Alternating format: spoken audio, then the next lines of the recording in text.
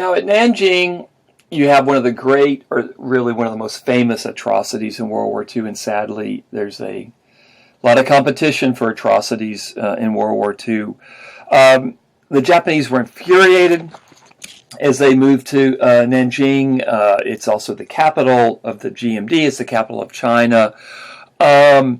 What we start to see as the Japanese move towards Nanjing, you start seeing the first of the huge mass evacuations of Chinese into the interior, waves of refugees trying to get ahead of the fighting, trying to get ahead of the Japanese army moving into the interior of China. Now, this is one of the stories of World War II in China.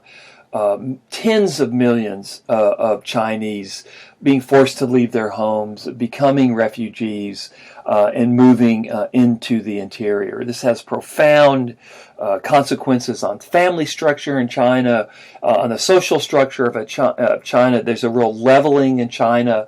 The rich become poor. Everyone kind of is in the same boat. Elites lose a lot of status. The army, which had never had very high status, gains a lot more status. So this is one of the real stories of World War II in China, the tens of millions of refugees that are moving away from the Japanese. And it begins after the defeat or the capture of Shanghai, and as the Japanese move into Nanjing. And one of the reasons that people are fleeing the Japanese army is the Japanese do not hesitate to kill Chinese. If they see a Chinese male, they assume that male was in one army or another, so they would kill the person more often than not, just ruthlessly. The other thing is that we start to see the Japanese practice of taking women, kidnapping women, and forcing them into sexual slavery. This is what's called the comfort women.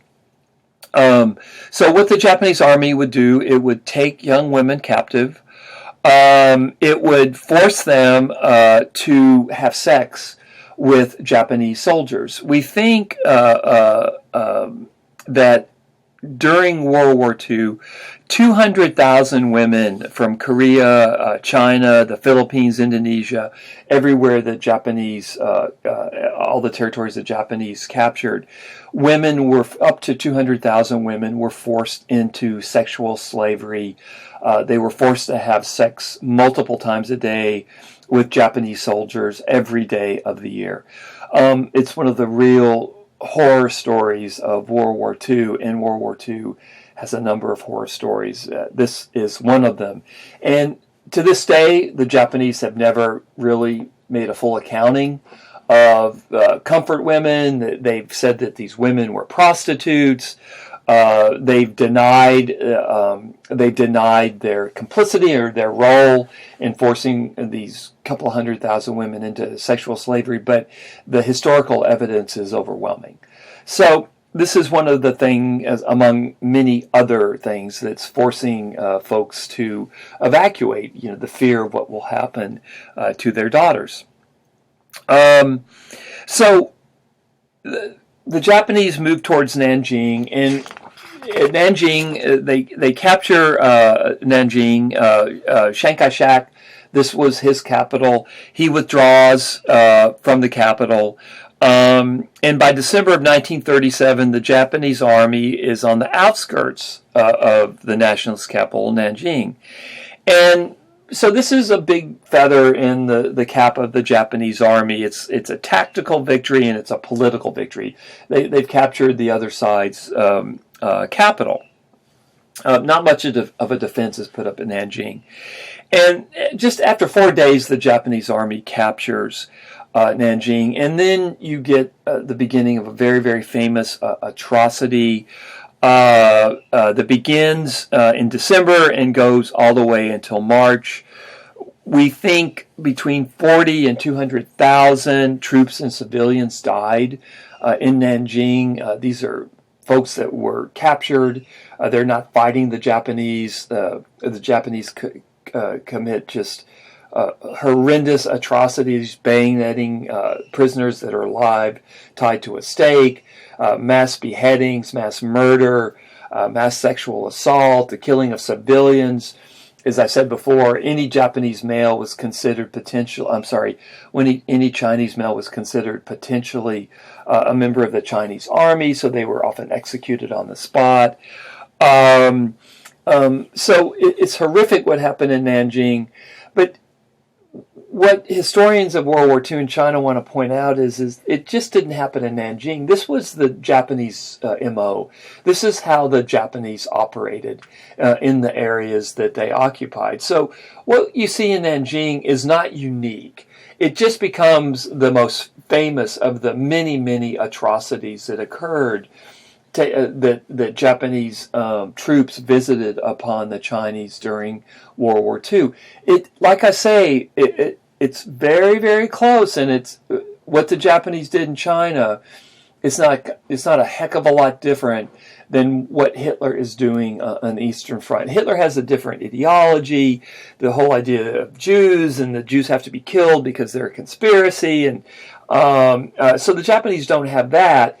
But they certainly do think the Chinese are inferior, and it's not very hard for Japanese to kill Chinese in huge numbers. The other thing that happens is Japan never has complete control over all of China. And so what you have is you have what on the Eastern Front you would have what would be called a partisan war going on as well. Which, it's kind of a no quarter given, no quarter ask kind of a war.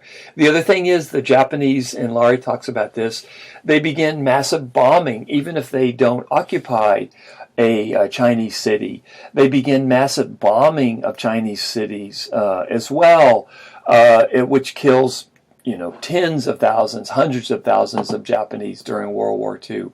So just incredibly violent, incredibly vicious war on the part of the Japanese. Tens of millions of refugees moving into the interior of Japan, and this is the war in Japan. Now, Nanjing was a strategic error on the part of the Japanese. What it did, the word got out in the rest of China, what the Japanese had done in Nanjing, and what it did, and this often happens with atrocities, instead of terrifying the population, what it does is it stiffens their spine, and it made the Chinese people even angrier than the Japanese.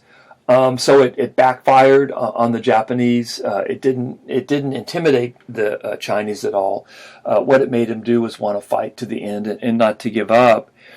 The other thing is that the Japanese government refuses to negotiate with the GMT, with Chiang Kai-shek, so they don't really have anybody to negotiate with. And basically what you have in Japan, or in China rather, for Japan, I don't think it's really unfair to say that by 1938, after these quick victories, after the capture of Shanghai and Nanjing, and then the Japanese army goes down to the coast, it captures the major coastal cities of China, including Canton. My daughter was born just north of Canton. Hong Kong is captured by the Japanese. So Japan captures these major coastal cities, but it's never able to capture the interior of China. But by 1938, after the capture of Nanjing, Japan thinks the war is almost over. But nothing could be further from the truth. The Chinese turn out to be incredibly tough and incredibly resilient, and they're just not going to give up.